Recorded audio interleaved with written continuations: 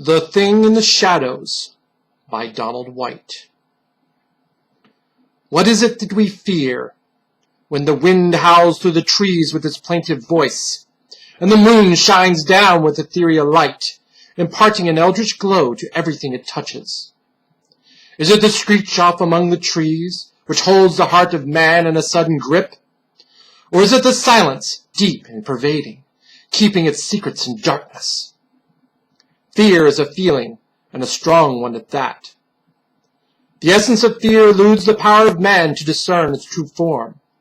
For oft it is the prickling at the back of one's neck. It is a widening of the eye, the trembling of the soul.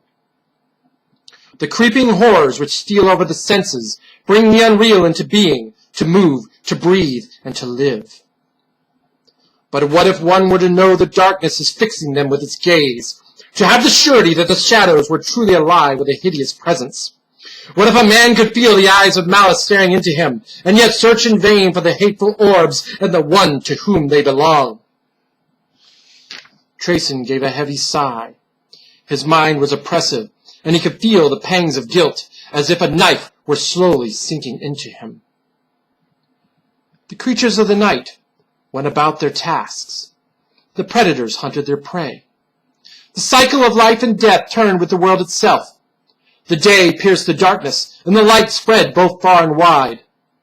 But the night would return to swallow its adversary. This was the endless struggle between day and night, light and dark, good and evil. Trayson was shocked back to wakefulness, as this one notion crawled to the surface. It knows, he realized. That's why it vexes me. He knew what was out there, not having seen it in this world, but having felt it, and having stared into eyes of darkness and gazed on the paleness of death. The thing in the shadows had become his bane. He had guessed at its purpose, but it was silent and patient. Had he but caught a glimpse of it, he could loose himself from the awful anticipation. In the absence of an image, his mind had painted a picture, and it was more twisted than anything yet spattered upon a canvas. He sat up straight with a look of defiance. It shall not break me. I will stand firm. Though I cannot see it, I know it. If it wished to slay me, I would be dead already. No, I'm to be tormented. If I were to flee, it would follow. And I cannot fight what I cannot see. What will not even reveal itself to strike? Coward! To hide in the shadows when I know its form? The dark eyes, the cowled skin, it sickens me to be stalked by such a beast. With the creaking of the floor, his mind grew silent. Suddenly a notion surfaced, and could be heard faintly in the recesses of his psyche. It's here. All thoughts were turned to survival. He revealed his cudgel, trained his sight on the dimly lit room. A few chairs were nearby. He decided the thing must be behind one of them. The man stood up slowly, gripping his weapon so tightly that it seemed as if it had become part of his arm. He slowed his breath, concentrating on the chairs. His treacherous heart impeded his senses with its relentless pounding. But he would not be denied. He crept closer to the chair, feeling a presence just out of view. Trayson stole as close as he dared. Then he leapt to his feet, getting a clear view of nothing. Suddenly the light went out, and the room was plunged into darkness. The man's eyes were screaming at him. It was a trap, and you fell for it. What a fool! His brow grew sweaty, and his knees began to tremble. He could see nothing, but could feel the malevolence in the room with him. The man twisted and turned, peering into the dark. There was a skittering sound, and he whirled about, seeking its source. Show yourself, he hissed. He heard a reply. Not words, but a light chuckling sound. And then all was quiet once more. This was not the first time he had made demand of the thing in the shadows, but it was the first instance where he had been given an answer. Trayson gritted his teeth. What do you want? And the light voice returned. Where is she? Again he struggled in vain to reveal the speaker. Something struck him in the arm, and his weapon tumbled to the floor, rolling out of his grasp. The soft tones demanded, Show me where she is. Trayson strained to see where his cudgel lay. He could leap for it, but the goblin would be on him before he could react. For a goblin it was. The portrait in his mind's eye was not utterly false. The voice had been so like hers. and no other creature could so deftly evade detection. Things became clear to him. The last few nights he had merely been observed. The goblin was watching him, to find out where she was. Somehow it knew. Perhaps it had tracked her, for these creatures had a widespread reputation for such. It was believed they could follow any trail, no matter how slight, and regardless of any attempt to conceal it. But he had not obscured the path. She would have suspected then. And he had not expected her to be missed. After all, she was a goblin. He smirked, and then replied, "I could show you, but you would not like what you see." The room grew deathly still, and Trayson could feel himself shivering. Suddenly the cudgel slid across the floor, halting behind him. With a shaking hand he grasped it and held it up. But he could feel the slight breeze wafting to the open door, and realized that, thankfully, he was once more alone.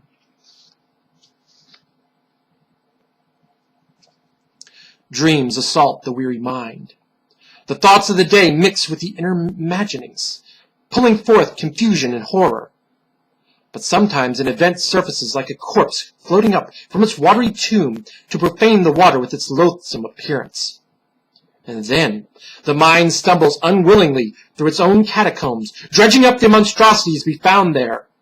For the truly terrible, the utterly grotesque, the wholly evil things are to be found in the mind of man. He was walking through the forest that day, struggling to relieve himself of the tedium of his daily existence. The lighting was pleasant, the scenes were inviting. He calmly observed the creatures in their natural state. And then he heard a slight whimper coming from somewhere ahead. Lesser senses would have missed it. He forced his way through the natural surroundings until he saw a pale form lying on the ground. Trayson approached, his eyes widening and his pulse quickening.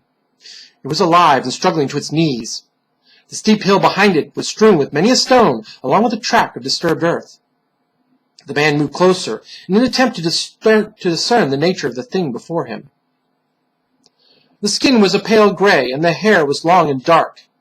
It had slender limbs and extremities, the fingers of which were clawing at the earth. Suddenly it became aware of his presence, and the head jerked up, fixing him with a pair of slanted eyes whose hue was the deepest of blue.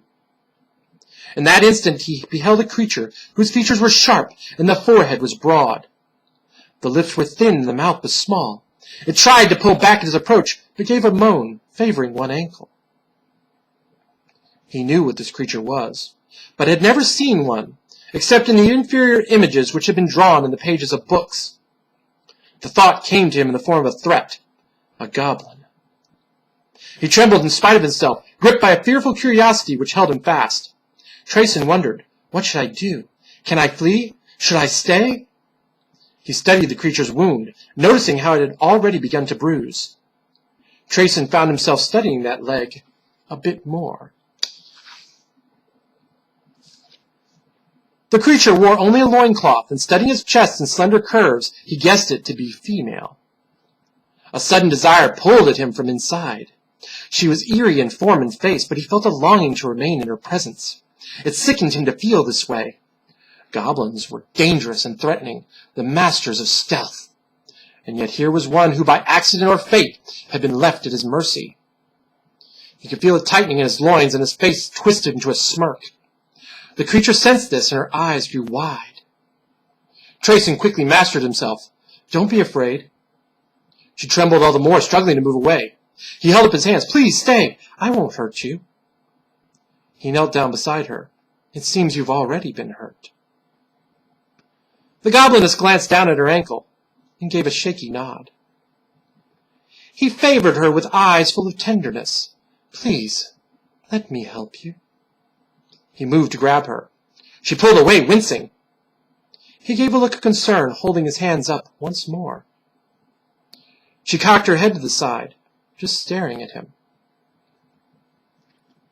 Trayson tried not to look into those dark eyes, for he knew that to do so would be to gaze into the heart of something that was not human. If it had been a mere beast of the forest, there would be little to fear. However, the awareness there gave him pause. This thing was thinking and feeling beyond mere instinct for survival. It could plot and plan, it could love and hate, Familiarity does breed contempt, but it also gives birth to fear when one realizes that forces beyond their ken can wield the same thoughts and feelings they hold dear against them. A soft, light voice intruded on his thoughts.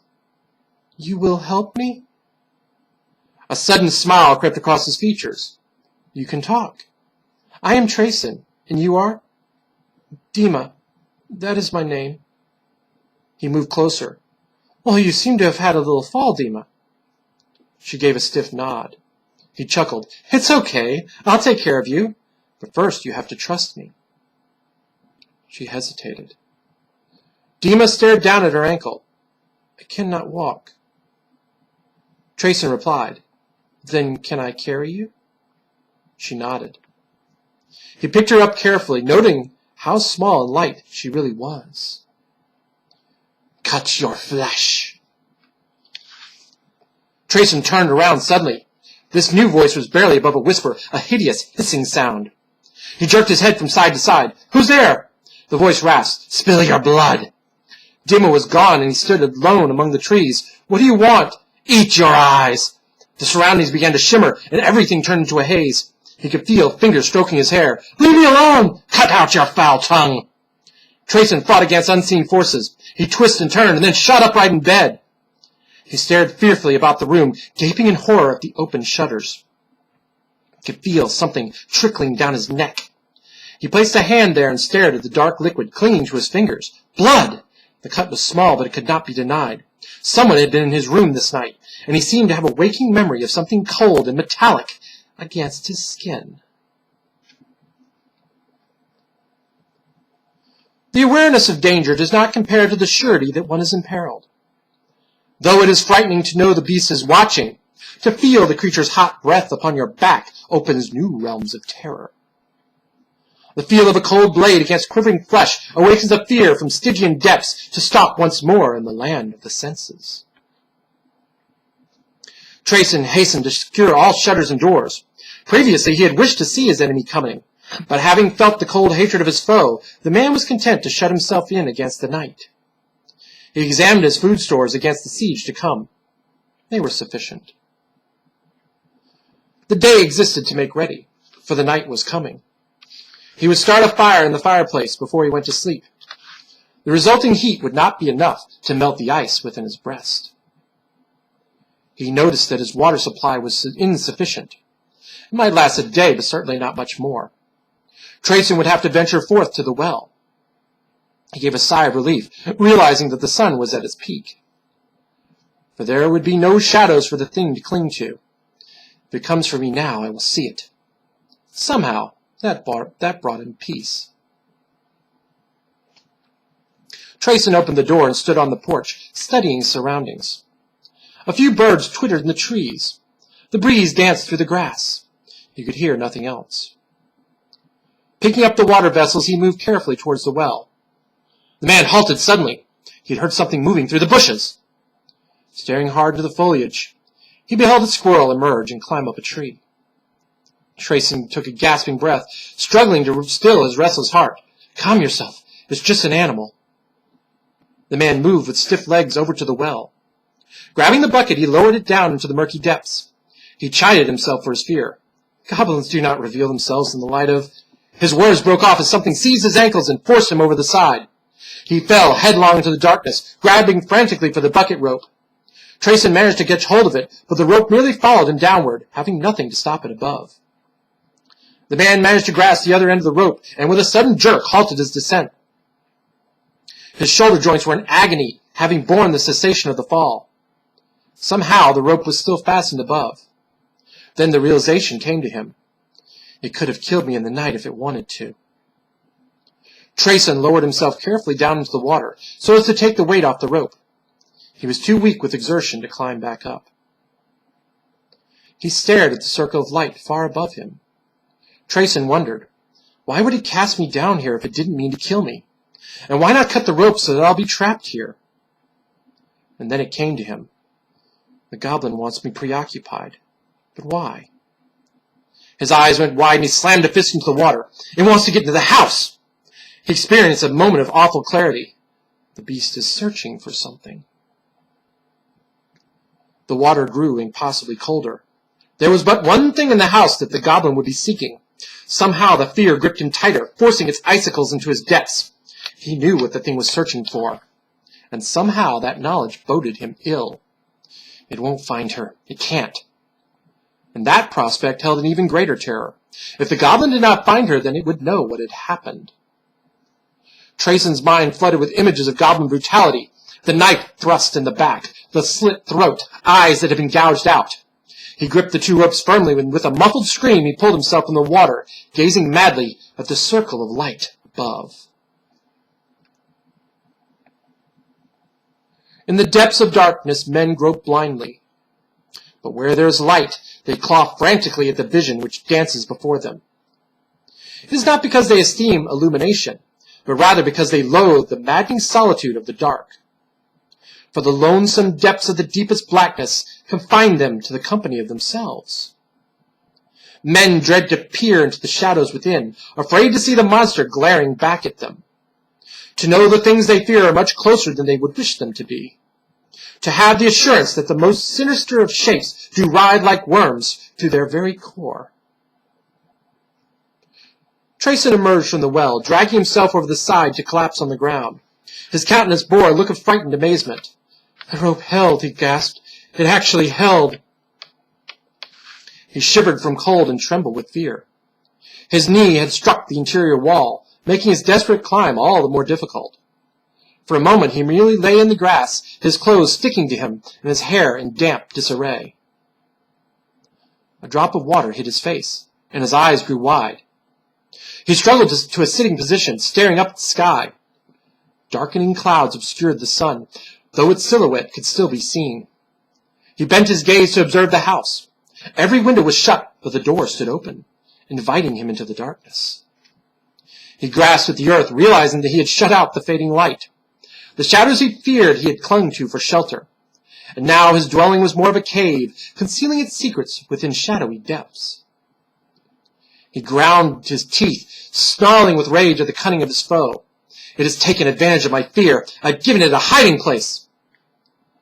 A cold breeze blew through his soul. Did it find anything?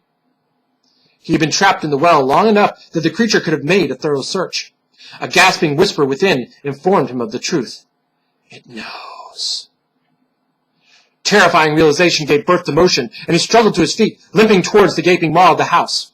The voice within him was incessant, chanting, It knows, it knows, it knows. Trayson clawed at his scalp as if he would rip his hair out by the roots. Could he run? Not with his wounded knee. Could he hide? The thing in the shadows would find him. And then fear turned to anger. And anger gave birth to rage and gripped him in its talons. Let it find her if it can. Madness clouded his gaze, and he stumbled towards the darkened entrance.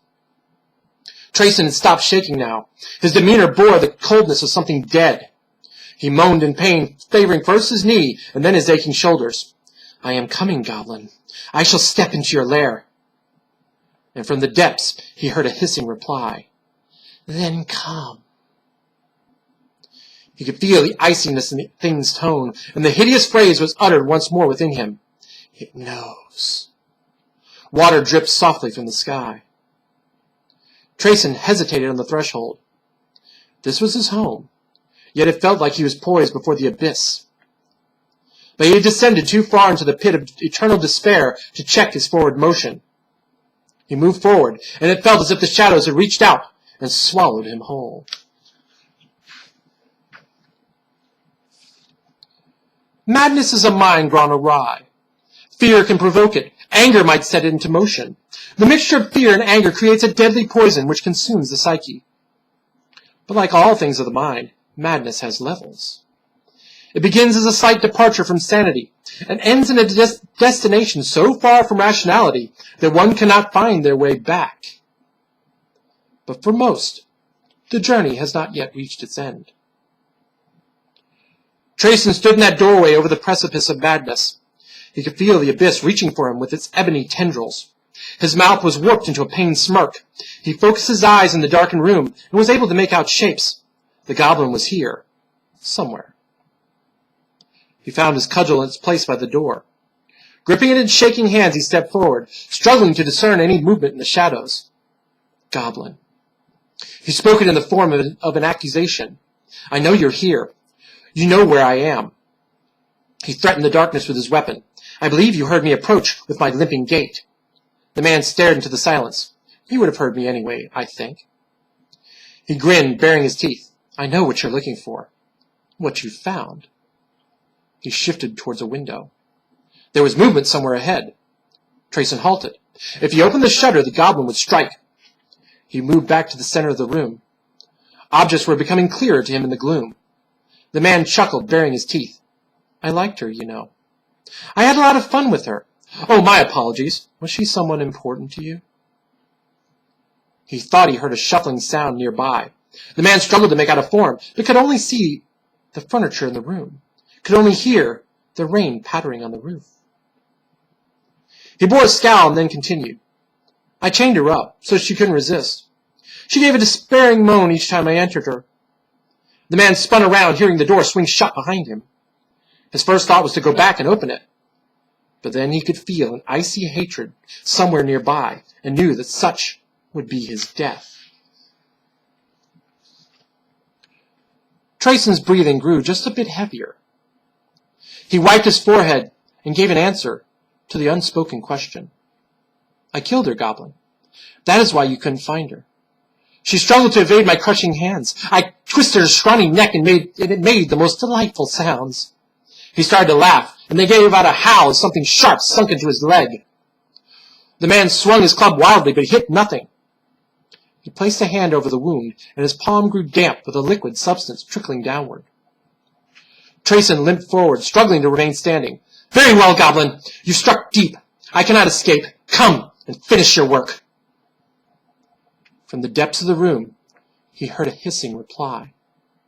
Cut your flesh. The man's eyes went wide as he remembered the chanting from the night before. He staggered backward towards the closed door, and the voice was behind him. Spill your blood. He jerked around, seeing something moving in the shadows of the doorway. Hobbling forward, he let out a groan with each stumbling step. Eat your eyes. Trayson struggled forward. Leave me alone, he moaned. Cut out your foul tongue. He cried out in despair. No! The man saw the shadows at his feet, but it was too late to stop his fall. He fell down through the hole into the cellar, colliding with the stone steps, and then flailing and tumbling into the darkness. There was a ringing sound in his ears, and a pounding in his head. He struggled against unseen forces which gripped his limbs and twisted them. He heard a clinking sound, and could feel cold metal against his flesh. He opened his eyes, and slowly his vision came into focus, revealing a face. There was nothing human about the countenance before him. The slanted eyes were like black pits, and the skin bore the pallor of death. It must have been the darkness of the cellar and his lightheadedness which had twisted the similar features into the stuff of nightmare. But even when his head had cleared and his eyes had adjusted, the face of the goblin was terrifying. The sharpness of its features with the narrow, pointed chin gave it an utterly demonic aspect. The thin lips had parted, and the small mouth had bared its teeth. He wondered how the same features which had been so eerily attractive on the female could be such a horrifying sight. He struggled madly, hearing a clinking sound behind him. Chains! He was chained up and helpless. The goblin grinned, reaching down and sinking its finger into the man's wounded leg. Cut flesh.